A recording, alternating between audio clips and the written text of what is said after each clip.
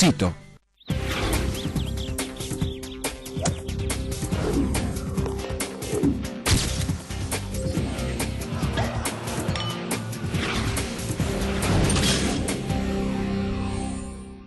It's amazing how you can speak right to my heart. Ogni anno il 10 ottobre si celebra la Giornata Mondiale della Salute Mentale, istituita nel 1992 dall'OMS, e sono diverse e numerose le iniziative organizzate in tutto il territorio nazionale per promuovere la prevenzione dei suicidi.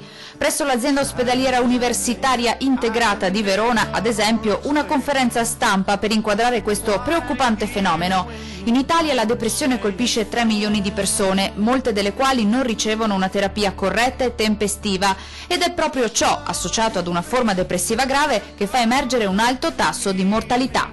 Abbiamo assistito negli ultimi anni ad alcuni fenomeni. Abbiamo visto il periodo della crisi economica, in cui c'è stato un netto aumento nella parte centro-nord Italia, che è quella in generale col più alto tasso di suicidi, e conseguenti, diciamo, a queste insicurezze generate dalla crisi economica.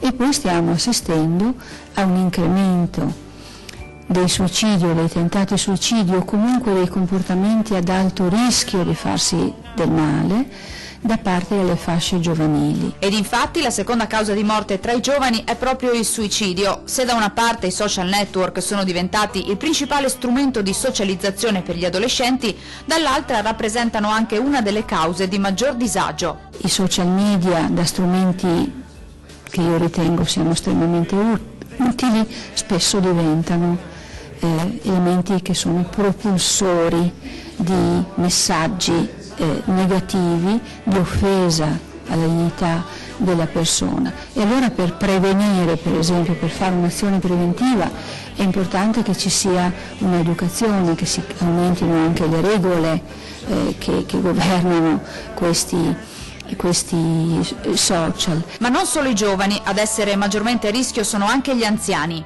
Un altro momento critico è quello del pensionamento, soprattutto per i maschi, perché c'è la perdita del senso dell'essere utile, dell'essere autonomi.